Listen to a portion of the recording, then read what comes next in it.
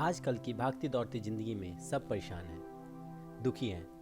किसी को ट्रैफिक से परेशानी है तो कोई अपने मोटापे से परेशान है, कोई अपने बॉस से दुखी है तो कोई अपनी वाइफ से परेशान है, कोई अपने करियर को लेकर परेशान है तो कोई अपने पापा की डांट से परेशान है। हेलो दोस्तों, मैं आपका थॉट क्रिएटर आज मैं आपके सामने एक कॉकरोच की कहानी लेके आया हूँ जिसने एक बहुत बड़े कंपनी के सीईओ को लाइफ लेसन सिखा दिया। अगर आपने अभी तक इस चैनल को सब्सक्राइब नहीं किया तो सब्सक्राइब कर लें। वीडियो को अंत तक ज़रूर देखें क्योंकि मैं आपको ये भी बताऊंगा कि वो सीईओ कौन थे। अगर आपको यह कहानी पसंद आए तो इसे लाइक और शेयर ज़रूर करें क्योंकि मुझे पूरी उम्मीद है आपको कुछ ना कुछ सीखने को ज़रूर मिलेगा।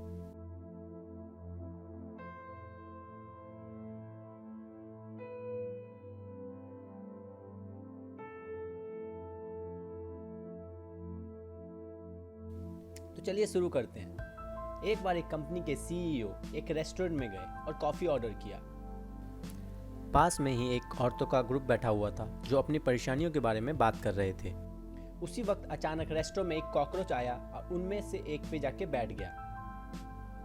वो औरत डर गई और चिल्लाने लगी और पूरे रेस्टोरेंट में भगदड़ मचा दिया। वो पूरे जोर शोर से उसे हटाने की कोशिश करने लगी। उसे देखकर बाकी औरतें भी चिल्लाने कूदने लगी।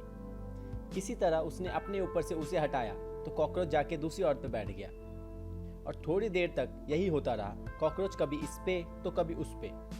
तभी रेस्टोरेंट का वेटर वहां अब वेटर पे जाके बैठ गया। वेटर शांति से खड़ा रहा और बिना हिले कॉकरोच को देखता रहा। जैसे ही उसे लगा कि अब वो कॉकरोच को पकड़ सकता है, उसने उसे अपने हाथों से पकड़ा और बाहर फेंक दिया।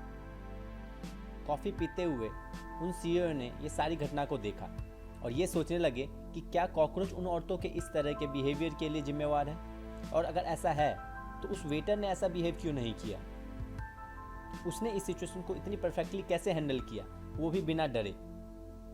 इसका मतलब तो ये है कि उनका ऐसा बिहेवियर कॉकरोच की वजह से नहीं बल्कि उनकी खुद के सिचुएशन को हैंडल ना कर पाने की इनएबिलिटी की वजह से हुआ।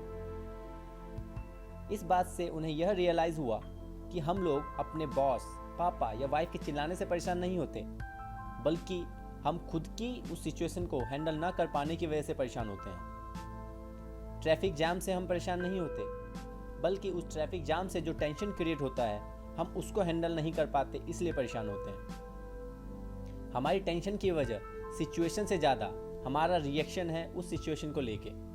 हमें हमेशा रिएक्ट करने की वजह रिस्पॉन्ड करना चाहिए।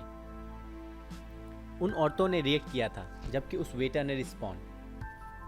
रिएक्शन अपने आप निकलता है बल्कि रिस्पॉन्ड हम सोच समझ के करते हैं, और आपको ये तो पता ही होगा कि सोच समझ के की गई चीज़ें काफ़ी हद तक सही होती है। क्या सही तरीका है ना लाइफ को समझने का। कोई आदमी इसलिए खुश नहीं है क्योंकि उसकी ज़िंदगी में सब ठीक है, बल्कि वो इसलिए खुश है क्योंकि उसका एटीट्यूड ज़िंदगी की तरफ सही है। तो कहानी के अंत में मैं आपको यह बता दूं कि वो सीईओ और कोई नहीं बल्कि गूगल के सीईओ और हम सबके चाहते सुंदर पिचाई थे। अगर ये स्टोरी आपको पसंद आई तो इसको लाइक और शेयर ज़रूर करें। चैनल को सब्सक्राइब करके बेल के आइकन को प्रेस कर दें ताकि फ्यूचर वीडियो सबसे पहले आपके पास पहुंच सके। अभी के लिए bye bye. Stay happy, stay safe, stay motivated. Thanks.